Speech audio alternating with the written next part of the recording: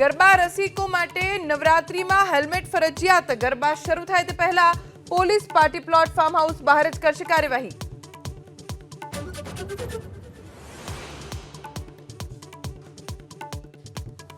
આજે ભાદરવી પૂનમના મેળાનો ચોથો દિવસ। ભક્તો પહોંચી રહ્યા છે પગપાળા અંબાજી। મંદિર પરિસર, ચાચર ચોક, અંબાજી જતા માર્ગોમાં જય જય અંબેનો ગુંજી ઉઠ્યો નાદ।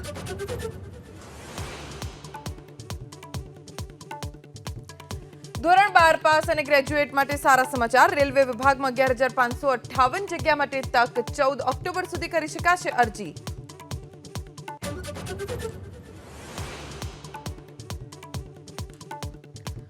ગોંડલ નાગરિક સહકારી બેંકની આજે ચૂંટણી। ભાજપ પ્રેરિત પેનલ અને નાગરિક સહકાર સમિતિની પેનલ વચ્ચે કાંટાની ટક્કર। ગણેશ ગોંડલ જેલમાં રહી લડશે ચૂંટણી।